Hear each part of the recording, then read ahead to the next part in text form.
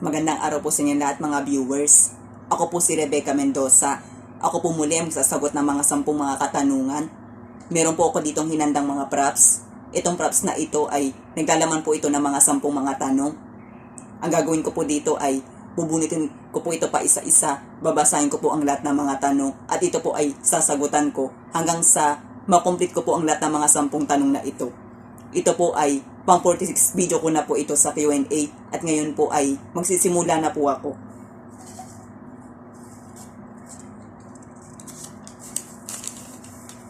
Sa anong bagay masasabi mo disiplinado ka?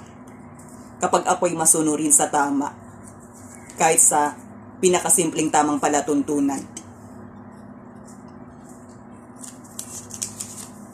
Paano mo masasabi na malakas ka? Kapag pinipili ko pa rin lumaban, kahit na nakakaranas man ako ng mga kabiguan o iba pang mga pagsubok, at kapag hindi nagbabago ang pananalig ko sa Diyos.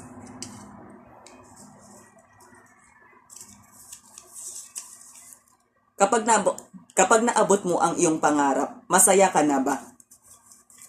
Kapag naabot ko ang aking pangarap, lalo na kapag ito'y taus-puso kong pinaghirapan, magiging masayang-masaya ako, magpapasalamat at ibabahagi ko sa iba kung ano man ang aking natanggap sapagkat naniniwala ako na ito'y isang biyaya at patuloy kong ibibigay ang aking best.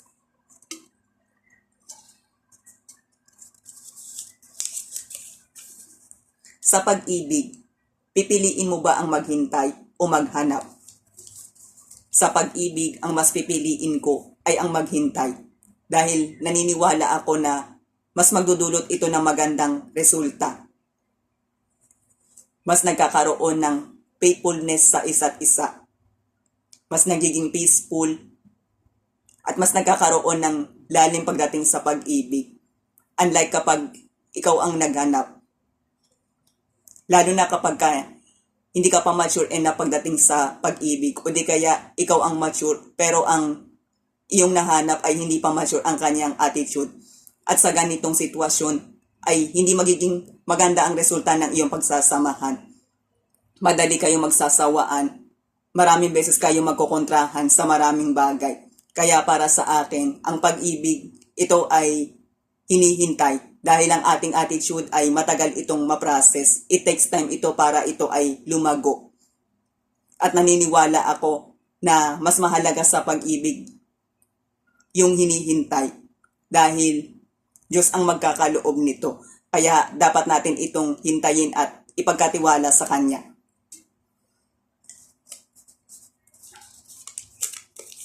Anong mga gawain ang maling pagkabisihan?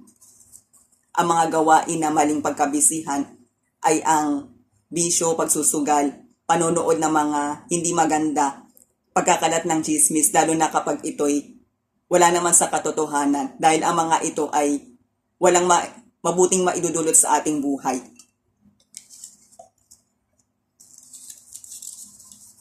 Sa buhay, kailan mo ina-apply ang addition at subtraction? Sa buhay, ina-apply ko ang addition sa pagdagdag ng aking kaalaman, sa paggawa ng mabuti at sa pagsisave ng aking lakas. Dahil ang mga ito ay mahalagang idagdag sa buhay. At ina-apply ko naman ang subtraction kapag sobra na ang work schedule ko. Kung ano ang mga hindi ko kaya dito, ayun ang binabawas ko. Nang sa gayon ay hindi ako malulugi ng malaki sa buhay at para mas makapag-focus ako ng mabuti.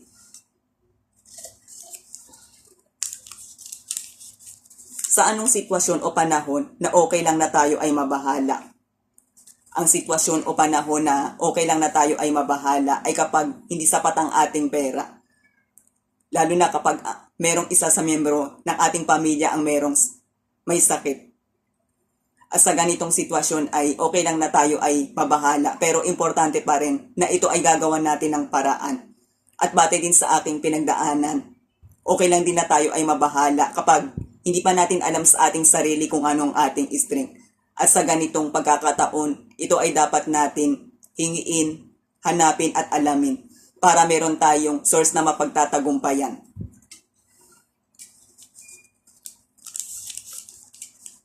Kailan ka mapupull out Kailan ka mapo-fall out love sa isang tao? Kapag na-confirm ko na twice niya na akong niloko. Lalo na kapag naging faithful naman ako sa kanya. Dahil kapag twice niya na akong niloko, ibig sabihin nito ay hindi talaga siya faithful sa akin. Gayon pa man ay pipiliin ko pa rin siyang patawarin. But when it comes to love relationship ay hindi ko na siya sasagutin.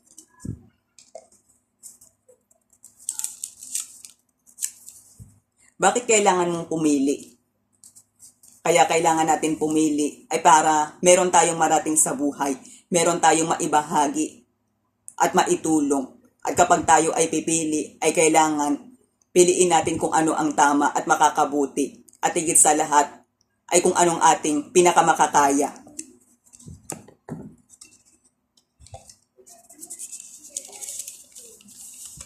Paano nagkakaroon ng malaking halaga ang isang maliit na bagay? Kapag ang ating ginawa ay naipon ng naipon, at ito'y patuloy nating ginagawa ng taos sa puso.